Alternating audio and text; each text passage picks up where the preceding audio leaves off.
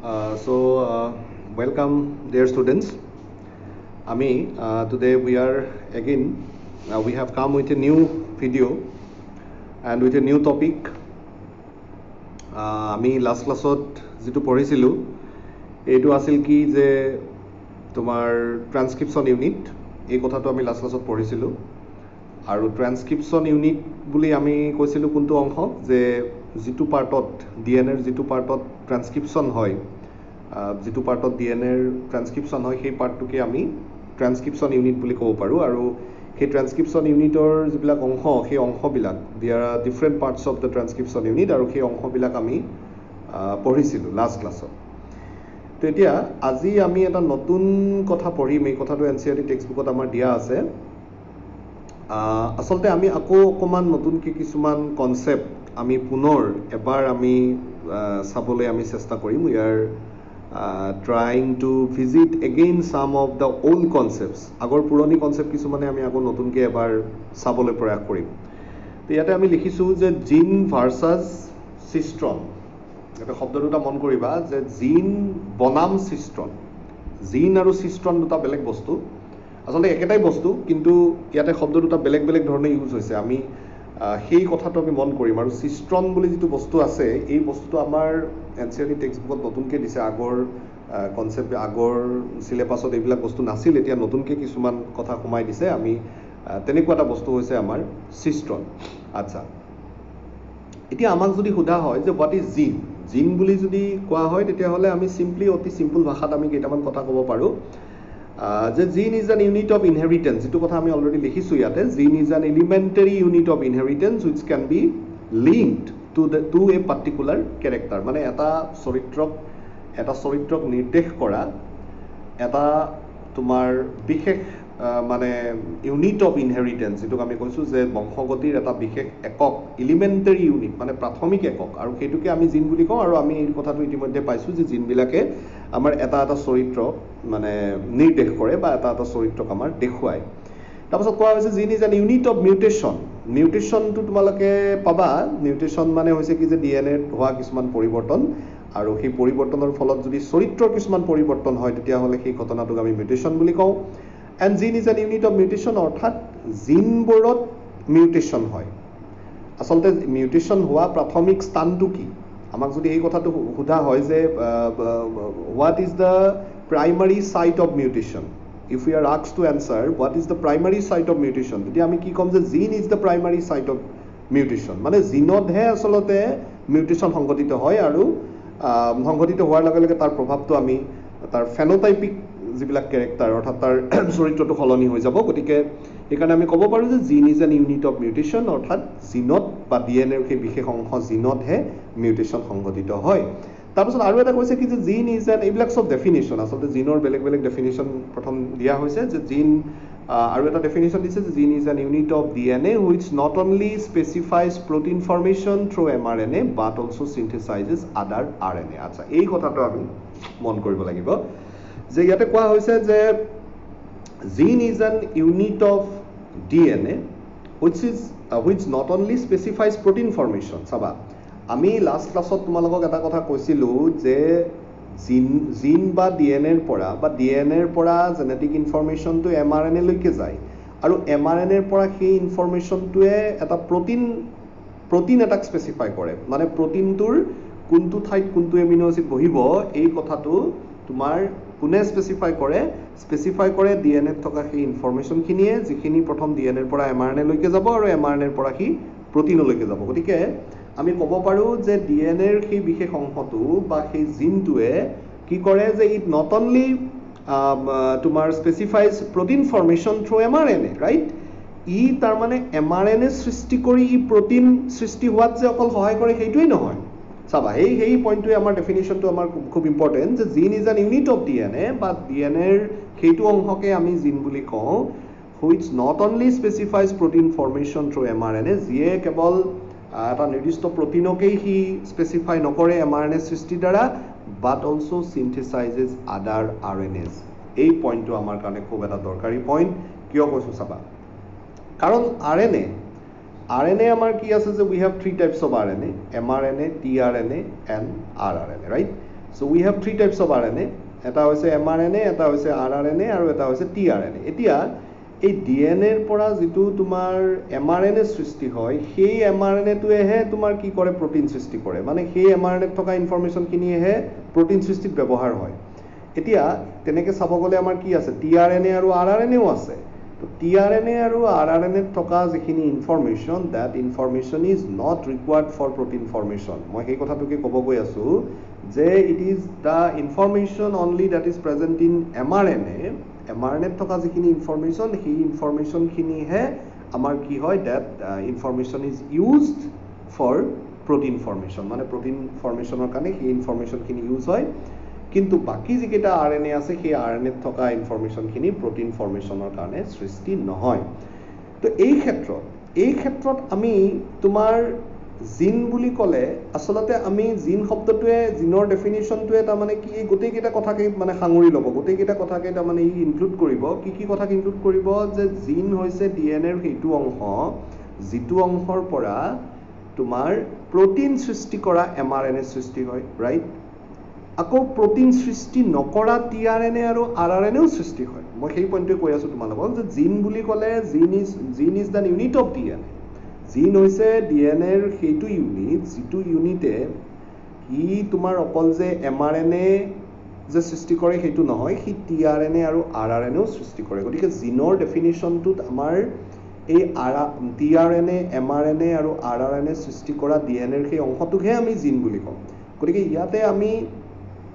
অবশ্যই এটো ঠিক যে mRNA ৰ পৰা আমাৰ প্ৰটিনো সিনথেসিস হ'ব ৰাইট তো হেকাৰণে কৈছে যে gene is an unit of DNA which not only specifies protein formation through mRNA but also synthesizes other RNA তাৰমানে আমি ক'ব পাৰো যে mRNA tRNA rRNA সৃষ্টি কৰা DNA ৰ যেটো অংশ সেই অংশটোকে আমি আসলতে জিন বুলি আমি কৈছো now then what is the difference of gene with cistron এতিয়া cistron শব্দটোৰ দ্বাৰা আমি কি বুজাম এই পইণ্টটো আমাৰ কাৰণে অলপ মানে মন কৰিবলগীয়া কথা এতিয়া cistronটোৱে সদায় তোমাৰ কি কৰিব যে cistron is a term used to refer to the segment of DNA that specifies photosynthesis of one polypeptide chain এতিয়া তুমি চাব লাগিব কি যে cistron বুলি যেতিয়া কম আমি তেতিয়া কলে কি আমি কোনটো কথা বুজিম যে it must be a segment of DNA which always produces or which always specifies photosynthesis of one polypeptide chain or one protein তাৰ মানে DNA ৰ সেই অংশটোক আমি cistron বুলি কম যিটো অংশই সদায় কি কৰে mRNA আৰু protein synthesis কৰে ঠিক আছে অৱশ্যে কি লগতে অন্য rRNA tRNA এইবিলাকো synthesis কৰিব পাৰে কিন্তু আমি cistron বুলি তেতিয়াহে কম যেতিয়া নেকি হি তোমাৰ tRNA rRNA ৰ উপৰিও হি mRNA আৰু প্ৰটিনো হি তা মানে একেলগে তা মানে সিনথেসাইজ কৰিব তেতিয়াহে আমি cistron বুলি কম কিন্তু জিন শব্দটোৱে আমাৰ কি বুজাব যে তোমাৰ জিন শব্দটো আমি এনেকৈ ক'ব পাৰো যে জিন মানে যিকোনো এটা ট্ৰান্সক্ৰিপশন ইউনিট ৰাইট যিকোনো এটা ট্ৰান্সক্ৰিপশন ইউনিট যে ধৰা mRNA প্ৰডিউস কৰিছে এটা ট্ৰান্সক্ৰিপশনৰ দ্বাৰা mRNA প্ৰডিউস হৈছে DNA ৰ যেটো অংশৰ পৰা mRNA প্ৰডিউস হৈছে সেইটোকো আমি জিন বুলি ক'ব পাৰো বা rRNA তোমাৰ প্ৰডিউস হৈছে অন্য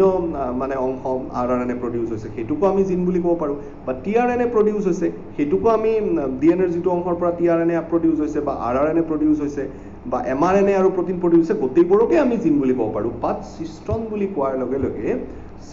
বুলি কোৱাৰ লগে লগে বেসিক্যালি আমি কোনটো বুজিম যে DNA ৰ যেটো অংশৰ পৰা তোমাৰ mRNA আৰু প্ৰটিন ফৰ্ম হয় এই পইণ্টটো আমি মনত ৰাখিব লাগিব DNA ৰ যেটো অংশৰ পৰা mRNA আৰু প্ৰটিন ফৰ্ম হয় সেই অংশটোকে আমি cistron বুলি কম তাৰমানে সকলোবিলাক আসলতে আমি এনেকৈ ক'ব পাৰো যে সকলোবিলাক cistron আসলতে জিন কিন্তু সকলোবিলাক জিনেই cistron নহব পাৰে মানে বিশেষ স্পেসিফিক ক্ষেত্ৰত কিয় কাৰণ জিন cistron বুলি ক'লে আমি সেইটো জিনকহে বুজিম যেটো জিনে ডাইৰেক্টলি কি কৰিব তোমাৰ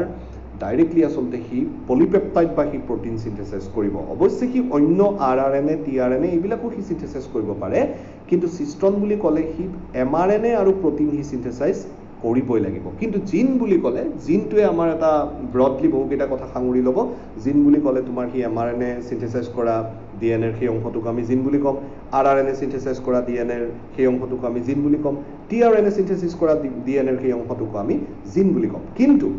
কিন্তু এই ক্ষেত্ৰত সিস্ট্ৰন বুলি ক'লে আমি ঠিক আছে ডিএনএৰ সেইটো অংশক আমি সিস্ট্ৰন বুলি ক'ম যিটো অংশই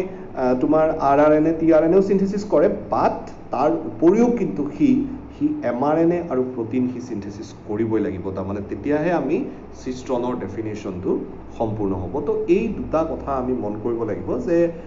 আসলে জিন আৰু সিস্ট্ৰন শব্দ দুটাৰ মাজত বিশেষ একো ডিফাৰেন্স নাই কেৱল আমি সিস্ট্ৰন শব্দটোৰ দ্বাৰা স্পেসিফিক্যালি পলিপেপটাইড সিনথেসিসৰ যেটো কথা স্পেসিফিক্যালি পলিপেপটাইড সিনথেসিস বা প্ৰটিন সিনথেসিসৰ যেটো কথা সেই কথাটোক বুজাবৰ কাৰণে আমি এই সিস্ট্ৰন শব্দটো আমি তাৰমানে তোমাৰ মানে ইউজ কৰোঁ এইটো বেছি স্পেসিফিক্যালি ইউজ কৰা হয় এতিয়া আমি দুটা বেলেগ নতুন কনসেপ্টত আহিছো মনোসিস্ট্ৰনিক জিন আৰু পলিসিস্ট্ৰনিক জিন এইটো আমি তাৰমানে ইয়াতে আমি বুজাব চেষ্টা কৰিম প্ৰথম ডায়াগ্ৰামটোত আমি বুজাব চেষ্টা কৰিম আচ্ছা চাবা তো আমি ইয়াতে তোমাৰ এটা ডায়াগ্ৰাম আমি দেখিছো স্ক্ৰিনত তো ইয়াতে আমি এটা তোমাৰ পলিসিস্ট্ৰনিক জিন ইন প্ৰকেৰিঅটছ এটো লিখা হৈছে আৰু ইয়াতে এটা বস্তু লিখা হৈছে যে মনোসিস্ট্ৰনিক এক মিনিট ৰবা মনোসিস্ট্ৰনিক জিন ইন ইউকেৰিঅট এটা দেখা পাইছানে মনোসিস্ট্ৰনিক জিন ইন ইউকেৰিঅটছ আৰু ইয়াতে কোৱা হৈছে polycistronic gene in prokaryotes so let me explain this two things এটা কথা হল যে আমি ধৰি লৈছো যে এইটো এটা তোমাৰ ট্ৰান্সক্ৰিপশন ইউনিট আমি লাষ্ট ক্লাছত আমি যেটো কৈছিলো যে ট্ৰান্সক্ৰিপশন ইউনিটত আমাৰ দুডাল এনেকুৱা মানে সেগমেন্ট আছে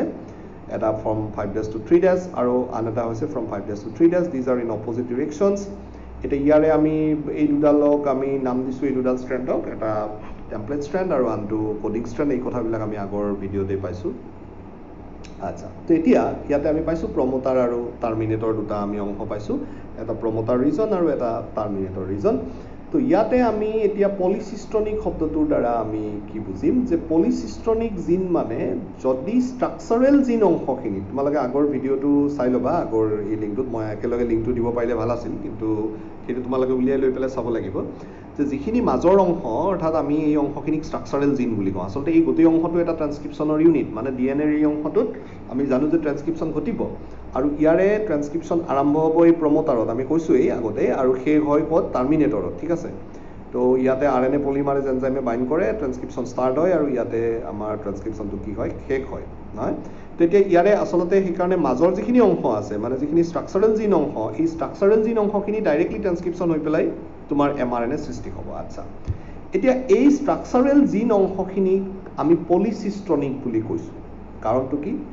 কিয় কৈছো পলিসিস্ট্ৰনিক বুলি because it has more than one cistron and let us name this cistrons cistron 1 cistron 2 and cistron 3 আচ্ছা এতিয়া এই যে তিনিটা যে সিস্ট্ৰন আছে বা এই যে তিনিটা তোমাৰ ষ্ট্ৰাকচাৰেল জিনৰ যে আচলতে এই গোটেইখিনি এটা জিনটা মানে এই গোটেইখিনি এটা জিন কিন্তু গোটেইখিনিক আমি ষ্ট্ৰাকচাৰেল জিন বুলি কৈছো বাট ইট মে হ্যাভ মোৰ দেন ওয়ান সিস্ট্ৰন তো why we call that কিয় আমি কৈছো কিয় আমি মোৰ দেন ওয়ান সিস্ট্ৰন বুলি কৈছো কাৰণ এই সিস্ট্ৰন 1 সিস্ট্ৰন 2 সিস্ট্ৰন 3 এই তিনিটা সিস্ট্ৰনে ট্ৰান্সক্ৰিপশন হৈ পেলাই হিহঁতৰ এডালেই এমআৰএনএ ফৰ্ম হ'ব ঠিক আছে এই অংশখিনি ট্ৰান্সক্ৰিপশন হৈ পেলাই এডালেই এমআৰএনএ ফৰ্ম হ'ব but from this mRNA you will get 3 different polypeptides or you will get 3 different proteins মই কত কথা কৈছো গম পাইছানে তো ইয়াৰ পৰা সিস্ট্ৰন 1 cistron 2 and সিস্ট্ৰন 3 so all these cistrons they have produced a single mRNA এটা single mRNA produce কৰিছে এইডাল এই গোটেই mRNA ডাল একেলগে produce হয় ট্ৰান্সক্ৰিপশন হৈ পেলাই এই গোটেই ষ্ট্ৰাকচাৰেল জিন অংশখিনি ট্ৰান্সক্ৰিপশন হৈ পেলাই গোটেইডাল mRNA produce হৈছে but from this mRNA we see different type of your polypeptides are being synthesized right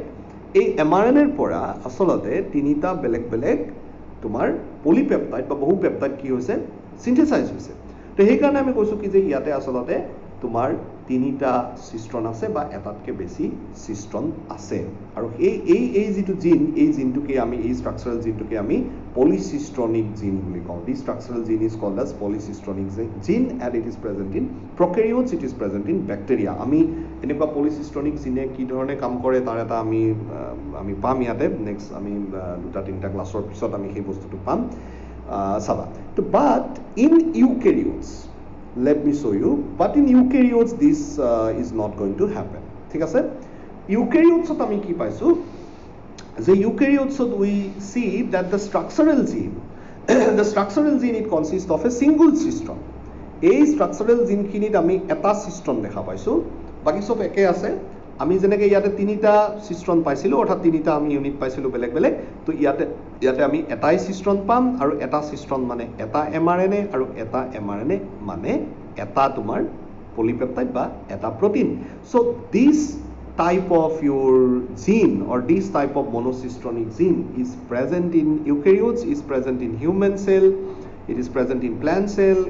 it is present in your yeast, fungi. তো এই গোটেই যিমানবিলাক ইউক্যারিওটিক সেল আছে, ইউক্যারিওটিক সেলৰ যেটো স্ট্ৰাকচাৰাল জিন, এই স্ট্ৰাকচাৰাল জিনটোৱে আসলতে কি কৰে, তাক আমি এটা সিস্ট্ৰন থকা বুলি ক'ব পাৰো। তাৰ মানে it produces only single mRNA which is again translated into single polypeptide. গতিকে এটা সিস্ট্ৰনৰ পৰা এটা mRNA, এটা mRNA ৰ পৰা এটা প্ৰটিন। কিন্তু ইয়াতে আমি দেখা পাইছো তিনিটা সিস্ট্ৰন বা মোৰ দেন 3 সিস্ট্ৰনে পাঁচটা ছয়টালৈকে থাকিব পাৰে, তাৰ পৰা mRNA কিন্তু এটাই, বাট the protein, the number of proteins may be more than one, আৰু এইটো কি প্ৰটিনটোৰ সংখ্যাটো বেছি, আৰু সেই কাৰণে ইহঁতক আমি পলিসিস্টনিক জিন বুলি কওঁ। আৰু গতিকে আমাক এইটো পৰীক্ষাত সুধিব পাৰে যে what is polycistronic gene, what is monocistronic gene, এই দুটা কথা আমাক পৰীক্ষাত সুধিব পাৰে। আচ্ছা, এতিয়া আমি অন্য এটা কথালৈকে আহিছো, হোৱাট ইজ দিস স্প্লিট জিন। মই তোমালোকক অকমান এই স্প্লিট জিনৰ বিষয়ে, খুব ইণ্টাৰেষ্টিং, মই এই স্প্লিট জিনৰ ডেফিনিশ্যনটো মই তোমালোকক অকমান পঢ়াই দিছো। এইটো অকমান আমি মাতি চাওঁ কি আছে। আচ্ছা, খৰটো চাবা। সো ইয়াতে লিখা আছে, try to see this definition. Monocistronic structural gene in eukaryotes have interrupted coding sequences, therefore structural gene in eukaryotes is called as split gene. Coding sequences or express sequences are called as exons. Exons are interrupted by non-coding sequences called as introns. Acha, ki koise definition to?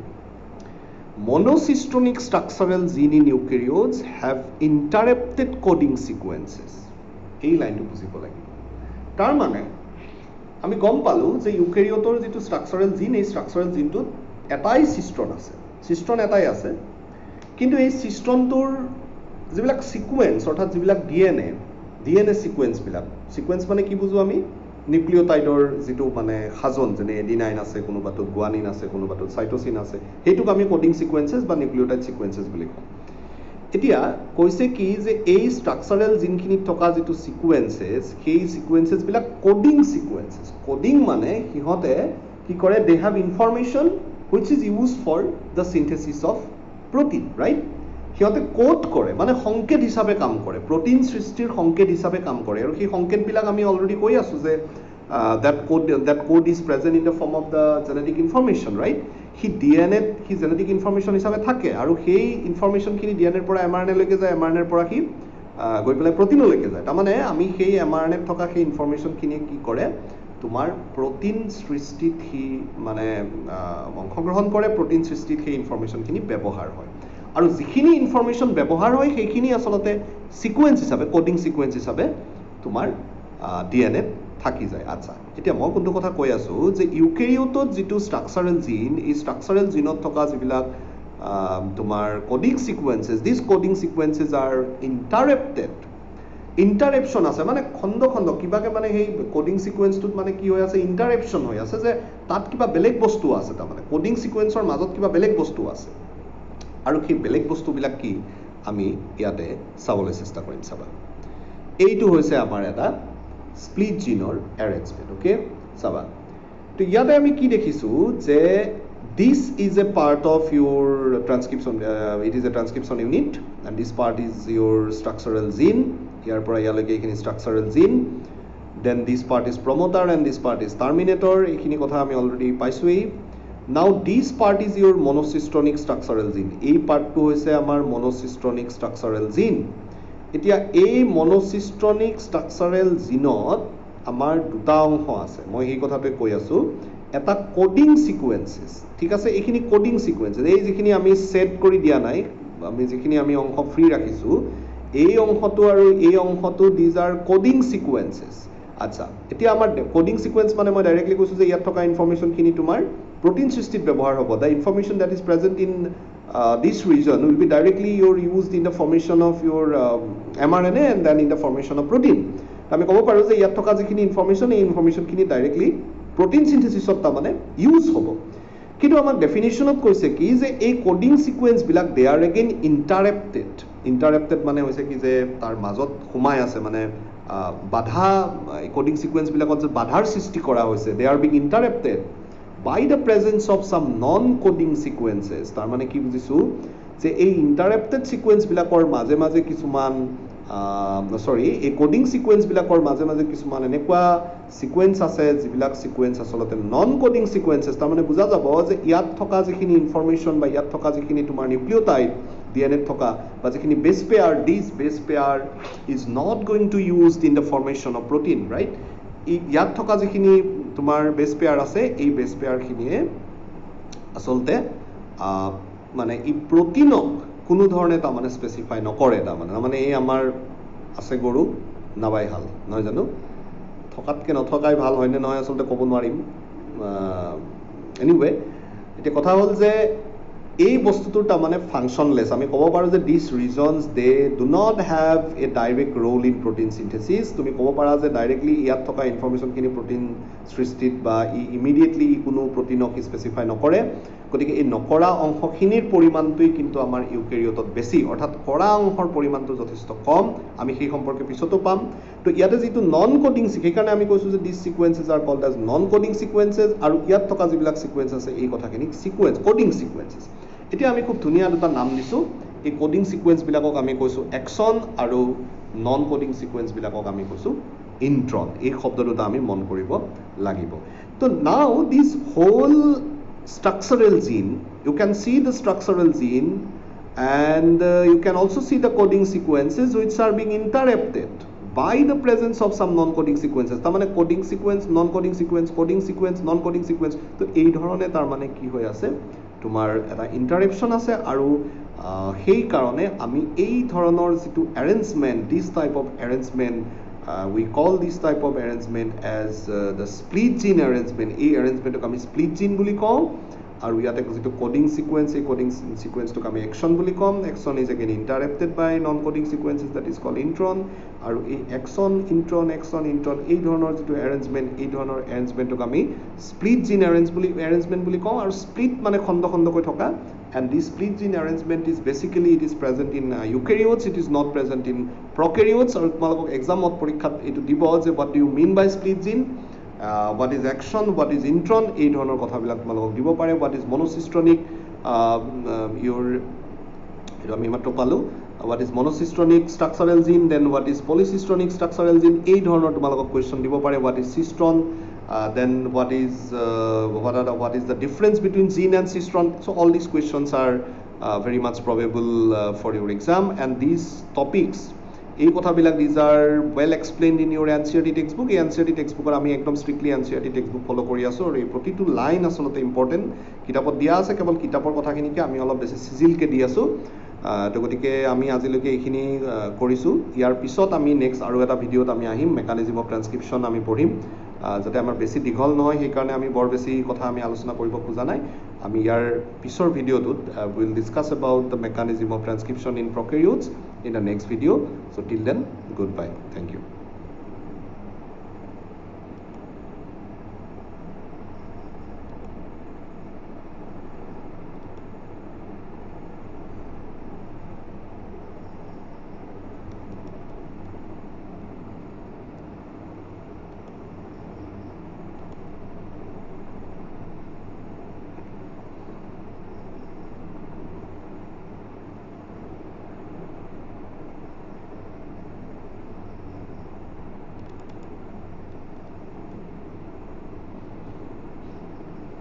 You recorded this video? You recorded?